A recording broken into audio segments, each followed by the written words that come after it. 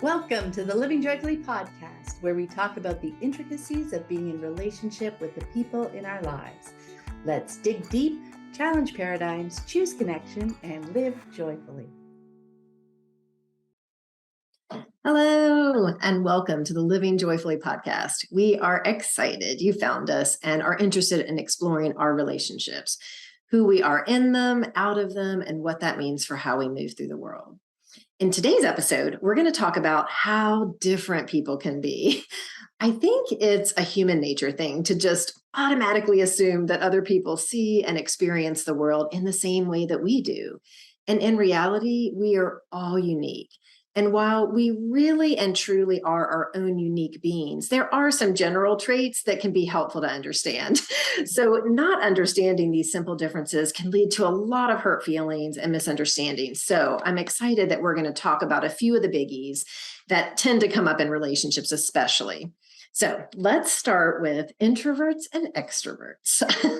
So there are a lot of misconceptions about this one. Many think that people who are more introverted are shy. And if they just got some skills, they would be extroverted. So I'm here to say no. I'm an introvert. I am not at all shy. I can speak to a crowd of 500 people and not break a sweat, but put me at a party and I'm usually in the other room with the dogs. So even if and it's interesting because even if it's a party where I do talk and make a lot of connections and have a wonderful time, when I come home, I'm tired, exhausted sometimes, and I just need some quiet space to kind of decompress and bring back up my energy. So while for my more extroverted friends, they are super recharged by the party and want to have more conversations and they're raring to go.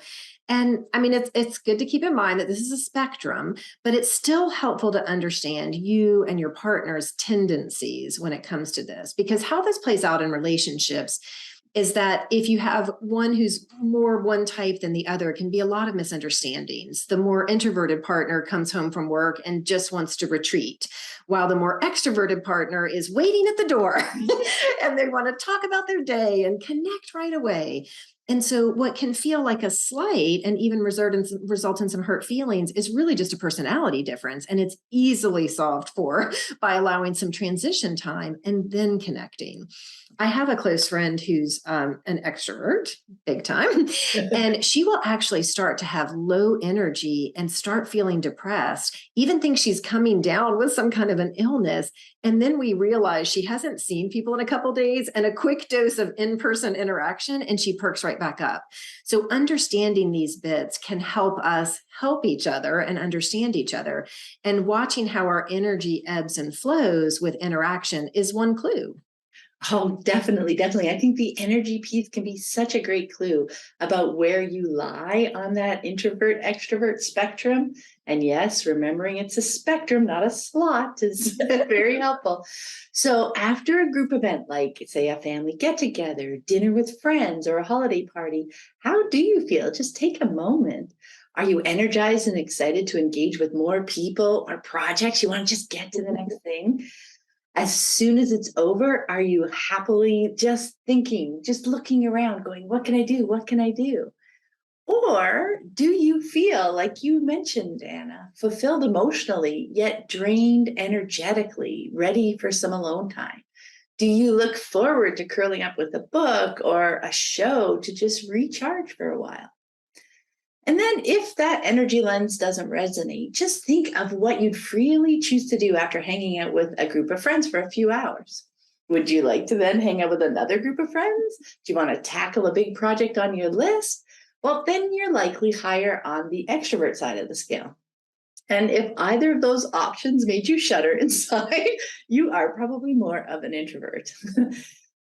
Also, as you alluded to earlier, Anna, neither one is better than the other, but it is really helpful to understand that aspect of our personality and that of our friends and family. Because if we don't, it can lead to all sorts of misunderstandings and even taking the other person's choices personally.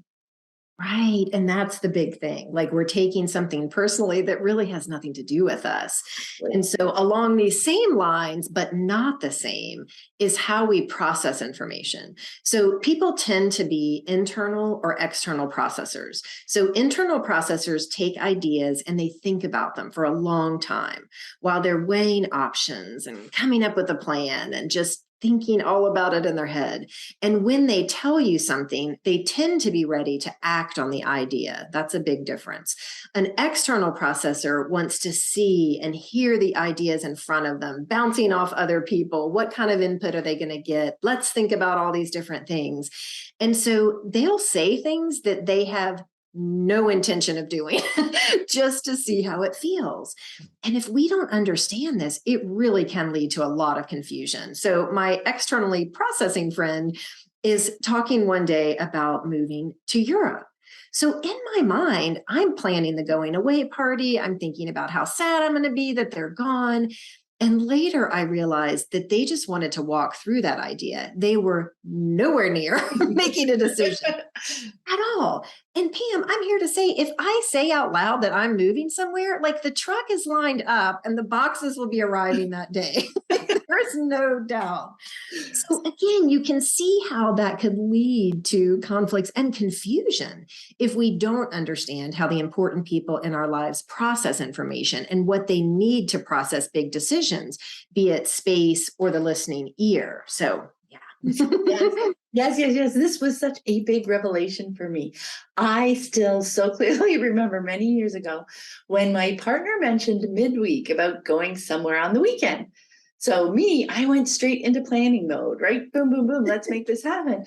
And the next day, just asked him a quick question. And his earnest reply was, "What are you talking about?" And I was just flabbergasted. I'm like, what? You said you wanted to do this. So a quick conversation. And I realized he had just been like tossing that ball up in the air with zero investment in where it landed. Whereas I had already scooped it up and started running towards what I thought was the goal line. Let's go there this weekend.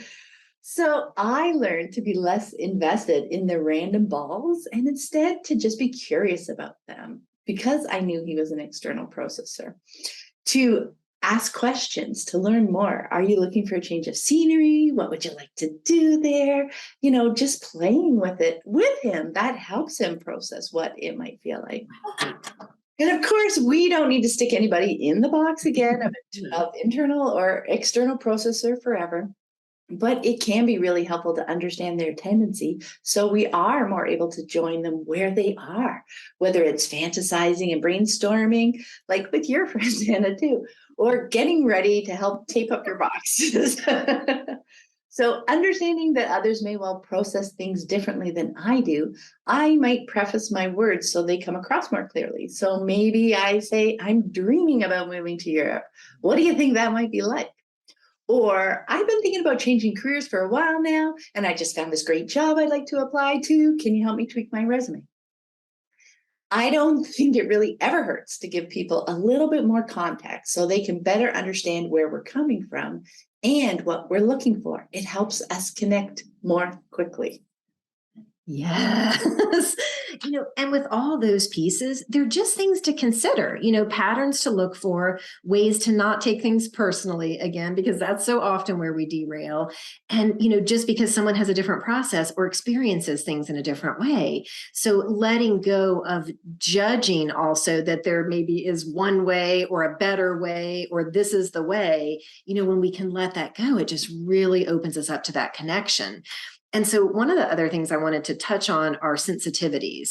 So some people are just wired to experience more. They see more, smell more, take in more. And the situations that feel really easy for one person feel nearly impossible for another.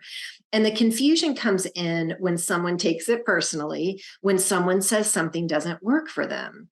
So I have a hard time in cities. This is a well-known fact of anybody who knows me. The lights, the smells, the sounds, the energy from all the people. So if someone asks me to go to a city, I would most likely say no pretty quickly. But it's not a no to spending time with the person necessarily. And so I try to be clear, like you were talking about, and transparent.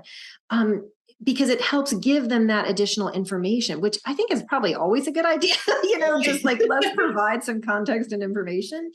But it really does help when we take the time to learn about each other's preferences so that we can honor them and not take them personally. Absolutely. Recognizing that we're all different in the way we experience and engage with the world helps us sidestep so much of that judgment and unintentional hurts that happens so often.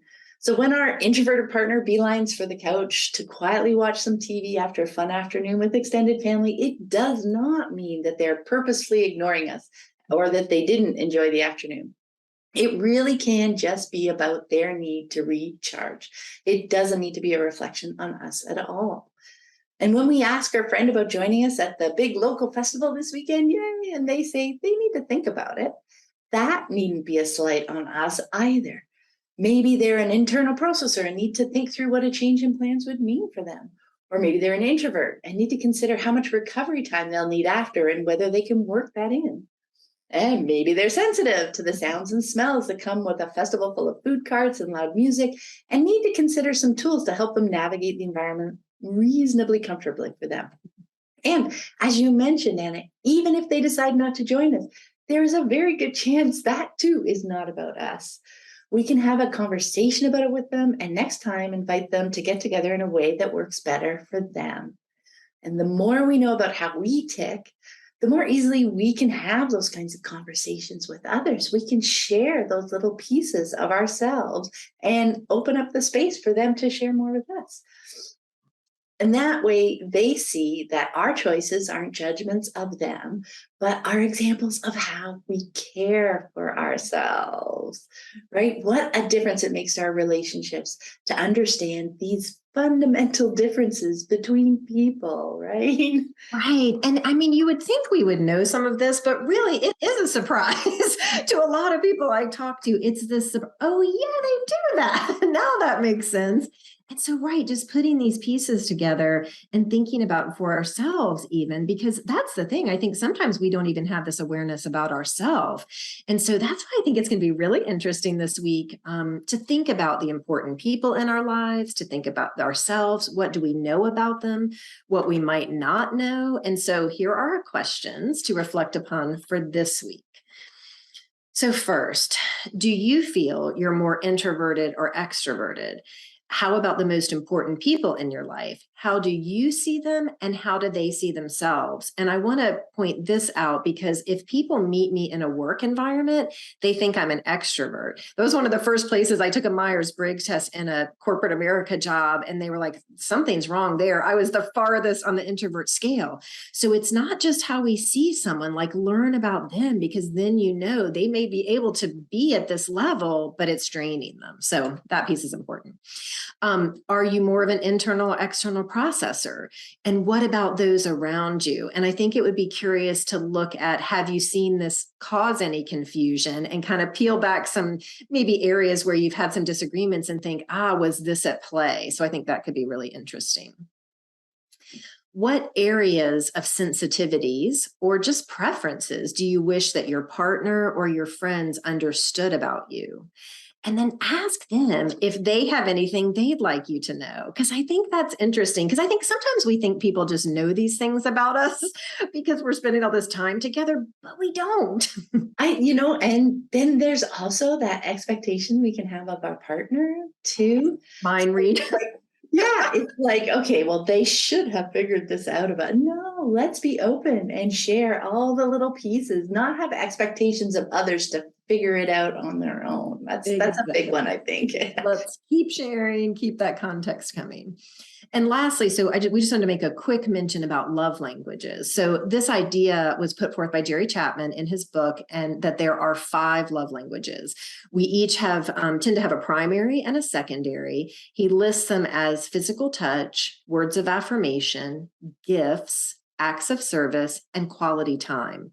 What that means is that we receive and feel love best when it's expressed in our love language. It's another way that people are different. And the challenge is that we often want to give love in the way that we want to receive it, which of course makes sense. But if the language of our loved one is different than ours, then it will sometimes miss the mark.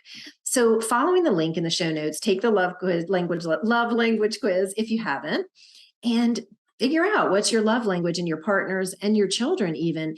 And then just look at, oh, is that at play with some of these pieces? Like, are they looking for these words of affirmation that maybe don't come naturally to me, or I don't think about, or, this quality time that in our busy lives, we're not able to prioritize as much. And maybe we can prioritize that. So it's just going to be another little digging in to see, just to learn more about each other. And that's kind of the fun richness of relationships, right? Where we're learning about ourselves and each other. Exactly. And I think this one will be really fun for people to play with too, because, one of my love languages is acts of service. So for me, I love doing little things for people, but are they receiving that as an act of love, or just like, oh yeah, that thing got done, that thing got done great? Like, it's not that anybody's reacting negatively, Right. but is it expressing what I'm trying to express through it as well? So it's really interesting to then shift it